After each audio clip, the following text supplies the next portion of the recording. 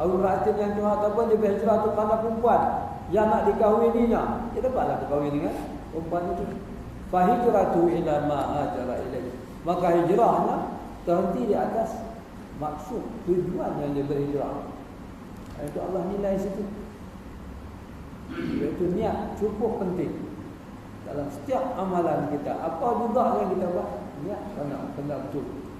Kalau niat tak betul, dia tak akan jadi amal ibadah, tak jadi ibadah dan tidak diterima oleh Allah Subhanahu wa taala. Malah setengah-setengah amalan itu bukan kata pahala, dapat pahala,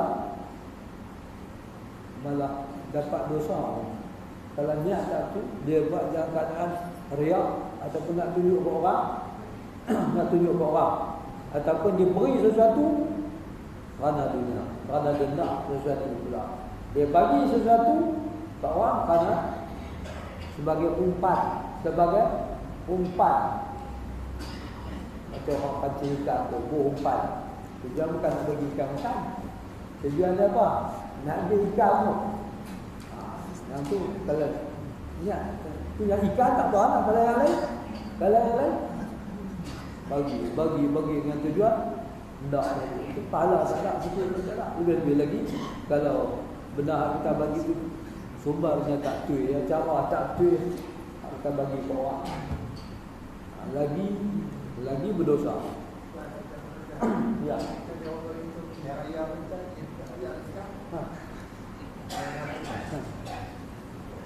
Ya tu kalau ada pagi tu bagi tu arwasi rasuah tu arwasi dia kata mereka rasuah tu bagi rasuah. Tinggal lagi kita ni oleh kerana duit tu duit kita, dia bagi kita ambil je lah, tu aja. Bukan kita boleh dapat nak bagi lagi pun tak apa, bagi lagi. Tambah lagi pun tak nak, tambah kita balik. Dia kita minta.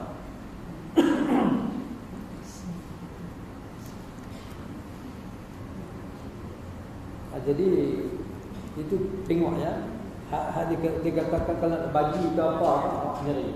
Ya, hak sendiri yang Allah kata ni.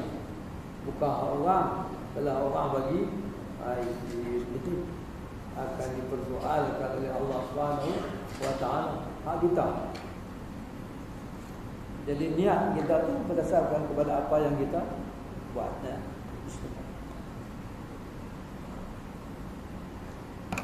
Berdasarkan apa yang terlintas di hati kita, dunia. Jadi beramallah untuk dunia kamu seolah-olah kamu akan hidup selama-lamanya. Carilah senangan dunia sebanyak-banyaknya. Tapi kita gunakanlah pada jalannya Allah. Allah di dalam rangka untuk menegakkan din Allah Subhanahu wa taala. Dalam rangka untuk mengabdikan diri kepada Allah Subhanahu wa taala. Jadi kalau macam tu, jadi akhirat juga. Akhirat kita lama hidup dekat akhirat. Itu akhirat, tapi kesenangan di dunia dapat. Dunia apa dapat, akhirat pun dapat. Tetapi bagi siapa yang lama hidupnya kerana dunia, dia mengejar dunia, hidupnya saya tak dunia. Dunia akan lari daripada dia. Maknanya tak cukup-cukup. Tak cukup-cukup. Dia kejar, tak cukup-cukup. Kenapa? Walaupun dah dapat banyak zaman pun tak cukup-cukup lagi. Itu kalau dalam hidup dunia. Itu hidup. Tapi kalau selamat hidup untuk akhirat, insya-Allah kesenangan dunia akan datang. Dan di dunia ada akan senang, di akhirat insya-Allah senang. Jadi dalam hadis ini Rasulullah menyatakan bahwasanya Islam ini adalah agama untuk kebahagiaan di dunia dan akhirat. Itu yang kita minta. Rabbana atina fid dunya hasanatan wa fil akhirati hasanatan wa qina adzabannar. Kita minta kita selamat di dunia, selamat di akhirat. Bahagia di dunia, bahagia di akhirat. Senang di dunia, senang di akhirat. Ini kalau kita tak ikut Islam, hasil banyak mana pun, dia kaya macam mana pun, dia susah pun, dia jadi susah. Allah kurniakan nikmat macam mana pun, dia makin bertambah susah. Kalau tak ikut Islam. Kalau tak ikut Islam jadi macam tu. Dan kita tengok hadis yang berikutnya. Qala Rasulullah sallallahu alaihi wasallam, "Ightanim khamsan qabla khamsin." Ightanim khamsan qabla khamsin. Ini semua kita dah biasa dengar dah yang ni. Yang pertama, hayataka qabla mautika. Wa sihhataka qabla suqmika atau qabla saqamika. Wa faraghaka qabla syughlika wa shababaka qabla haramika wa ghinaka qabla faqrika. Rawahu al-Baihaqi an Ibn Abbas. Sabda Rasulullah sallallahu alaihi wasallam, hendaklah kamu mencari keuntungan dari 5 perkara sebelum datang 5 perkara. Dia diterjemahkan dalam kitab ini, hendaklah kamu mencari keuntungan. Dalam kitab ini pula dia kata, pergunakanlah 5 macam sebelum datang yang 5 macam lagi. Setengah ulama terjemahkan, berjaga-jagalah 5 perkara ni sebelum datang 5 lagi, 5 perkara lagi. Mana berhati-hati. Ightanim khamsan qabla khamsin. Semua terjemahan betul. Kita kena berhati-hati, kena berjaga-jaga, kena berwaspada sungguh-sungguh ni 5 perkara ni. Yang pertama sekali apa? Hayataka qabla mautika. Hidup kamu sebelum datang mati kamu. Sebelum datang mati ni, nak kena jaga betul hidup kita. Gunakanlah masa hidup kita ni dengan sebaik-baiknya dalam rangka untuk mengabdikan diri kepada Allah Subhanahu Wa Taala. Masa hidup kita ni, masa kita sihat, betul baik kita tengok. Nabi kata hayataka qabla mautika. Kemudian sihhataka qabla saqamika atau qabla suqmika. Dua boleh. Saqamika boleh, suqmika boleh. Sihat kamu sebelum datang sakit kamu. Dah sakit nanti baru teringat nak beribadah, baru teringat nak buat baik. Ya, nak buat apa dah tak ada guna dah. Ya, tak ada guna dah waktu tu. Karena dah lepas dah masa ni, baru teringat nak buat baik. Sebab itu orang yang dah nak mati sangat-sangat tu, roh dah sampai ke halqum, dia bertaubat, Allah tak terima. Pasal apa Allah tak terima? Pasal waktu tu dia dah tak boleh buat jahat dah. Dan roh dah kata kat ni lah, nyawa dah kata kat ni lah, gharak. Dia nak ulang, nak buat baik, jahat tak boleh lah. Baru nak taubat, dah tak boleh nak buat apa dah. Habis tu Allah tak terima dah. Innama tawbatu 'ala Allah alladhi ya'mal al-Quran kita juz 4 hujung. Innama tawbatu 'ala alladhina وليس التوبة للذين يعملون السيئات حتى إذا حضر أحدهم الموت وقال إني تبت الآن. Tidaklah diterima taubat orang yang apabila dah tiba kepadanya mati dan apabila tidak hadara ahadathum maut. Faqala, lalu dia berkata, inni tubtul an, sekarang aku nak taubat dengan Tuhanku. Walladheena yamutu wa hum kuffar. Dan Allah tak terima juga taubat orang yang mati dalam keadaan kafir. Mana dia nak mati sangat-sangat dah. Sedangkan dia ni dia bersyirikkan Allah. Bukan tu kerana dia kepada Allah. Sampailah nak mati, hati dia tetap juga bergantung kepada harta dia, kepada pangkat dia, kepada apa ni kedudukan dia. Dia bergantung kepada tu. Dia syirik. Dia tobat. Tobat ke mana Allah tak terima. Dia mengucap pun Allah tak terima. Kalimah syahadah dia tu mati kafir. Kenapa dia mensyirikkan Allah? Dia bergantung kepada yang lain daripada Allah. Wala sadu taubat lil ladina amanu sayyi'at hatta idza hadara ahaduhum al-maut qala inni tubtu al-an wala alladhina yamutu lahum kuffar. Ada dalam Al-Quran ya. Orang yang dah sampai qarqarah roh sampai dekat ni tobat Allah tak terima. Kemudian orang yang sentiasa mensyirikkan Allah, dia mengucap dua kalimat syahadah dalam keadaan dia syirik juga, mensyirikkan Allah juga, pun Allah tak terima. Syahadah dia tidak diterima oleh Allah Subhanahu wa taala. Ada Rasulullah kata, berhati-hatilah kamu 5 perkara, jaga 5 perkara sebelum sampai 5 lagi, sebelum datang 5 perkara lagi. Itu hidup kamu sebelum mati kamu. Waktu hidup inilah kita nak mencari bekal, membuat bekal sebanyak-banyaknya untuk akhirat. Nak menegakkan din Allah, memperjuangkan Islam. Itu hidup inilah. Ya. Kemudian sihhataka qabla saqamika. Waktu sihat kamu sebelum datang sakit kamu.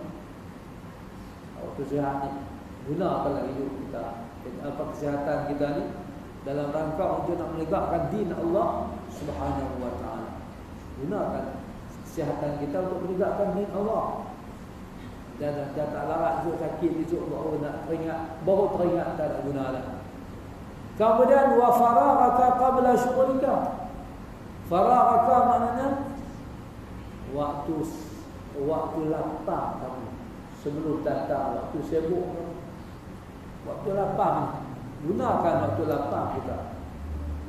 Banyak waktu lapang, tetapi digunakan untuk berpoya-poya, relax, sembang-sembang kosong, ya, buang masa. Nak apa? Yang tu faraghaka qabla syughlika. Kemudian wasyababaka qabla haramika, dan waktu muda kamu sebelum datang haramika, tua. Waktu muda kita kena gunakan waktu muda kita, waktu sihat, waktu muda kita, sebelum datang waktu tua. Dah tua sangat, dah tak larat nak beribadah dah. Tak apa-apa, kadang-kadang nak pergi buka waktu sihat, waktu senang, waktu lapang, waktu apa orang kata duit tak ada, tak teringat pun nak pergi buka mengajar haji. Tak teringat pun nak pergi. Dah tak larat sangat-sangat dah, baru nak pergi. Jadi itulah pergi sana sakit, pergi sakit, nak beribadah pun tak mampu. Bukanlah kita sakit tu tiap-tiap orang tua aja. Biasanya pada adatnya orang tak uzur, umur dah lama, sentiasa tak sihat. Lalu sakit ni mudah menimpa. Jadi dah tak larat nak beribadah pun sebab waktu sihat. Waktu sihat kita buat, kita pergi. Cukup baru. Kemudian wa ghinaka qabla faqrika, dan waktu senang kamu, kaya kamu sebelum tiba waktu fakir, papa, susah. Waktu senang kita kena guna selangan kita. Allah pun nikmat yang Allah kurniakan kepada kita, kita gunakan pada jalan yang Allah redha. Jangan kita gunakan pada untuk mendapat dunia juga. Allah bagi sedangan, kita gunakan untuk dunia. Ini Rasulullah berpesan. Rasulullah berpesan sungguh. Jadi kita ni kalau nak kira kaya harta, kita tak ada apa, sikit sangat. Tapi mesti ada pasal. Pasal apa? Tak ada. Pasal apa jadi susah? Sedangkan negara kaya, nikmat cukup banyak, petrol ada, balak ada, gas ada, macam-macam ada. Pasal apa jadi susah? Pasal apa susah? Pasal kita pun pasal ada di antara orang yang susah tadi yang dia pilih penyambung. Opak pakanan dia pilih nyambung. Anak penyambung, opak pakanan bermaharaja lela. Yang tu jadi. Sebab tu dalam Al-Quran kita tengok banyak ayat-ayat yang menyatakan Allah tunjukkan kepada orang kampung, tetapi tak diterjemahkan dengan orang kampung. Lau anna ahlal qura amanu, lau anna ahlal qura amanu wattaqau. Kalaulah penduduk kampung ni, penghuni kampung ni beriman dan bertakwa, Allah kata orang kampung, la fatahna alaihim barakatin minas sama'i wal ard, nescaya kami akan buka pintu keberkatan dari langit dan bumi. Pasal apa Allah tunjuk kepada orang kampung? Kepada orang pekan tidak, orang bandar, orang kota tidak. Kerana orang kota, orang bandar, orang pekan dia faham, dia cukup faham,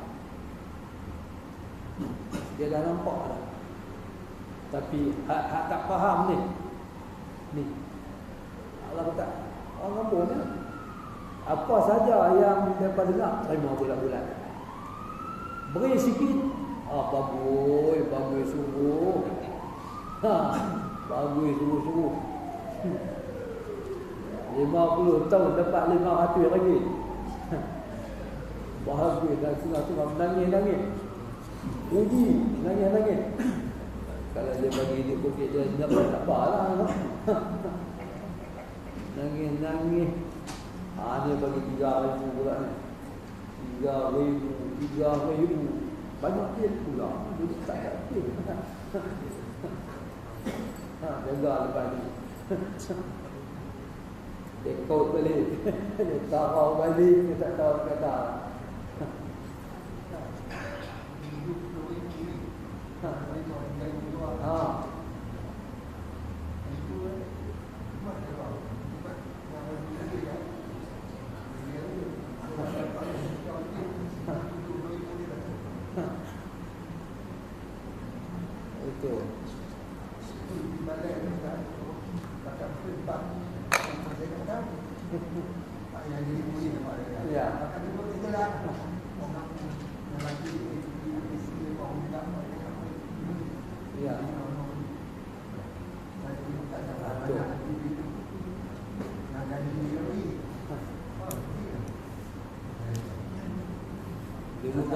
Dulu kita negara beli kontrak, tiba-tiba semua banyak pula.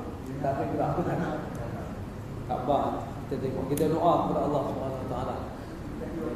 Insya-Allah.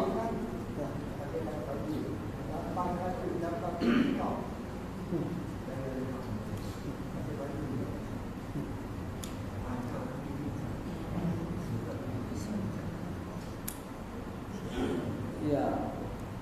Sebab itu Allah dah abang, Allah dah pesan, kalaulah penduduk kampung ni beriman dan bertakwa, nescaya kami akan buka pintu keberkatan dari langit dan bumi. Allah akan bagi kaya raya semua umat manusia di muka bumi ni. Nikmat berapa punya banyak. Petrol kan berapa bilion setahun tu tak? Mana tu? Taklah.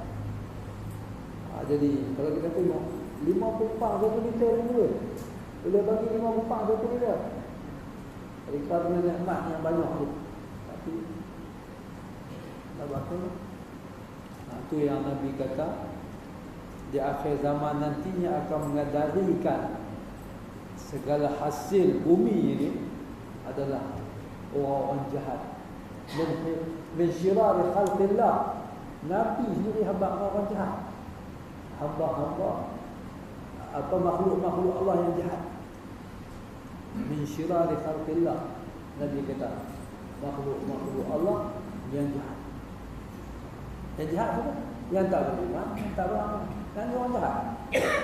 Yang tak beriman, tak beramal, dia orang jahat. Kata Islam apa tak sesuai. Yang tak beriman. Alhamdulillah. Jadi dalam hadis ini Rasulullah SAW suruh kita berhati-hati dalam semua perkara. Jangan waktu susah sangat, waktu dah gula susah nak dapat. Oh, jangan makan gula banyak. Takut kecil manis. Kemudian waktu dah barang apa tak ada. Berjimat-jimat dah. Berjimat apa benda dah tak ada. Soal jimat. Benda tak ada soal jimat. Jadi itulah dia yang berlaku.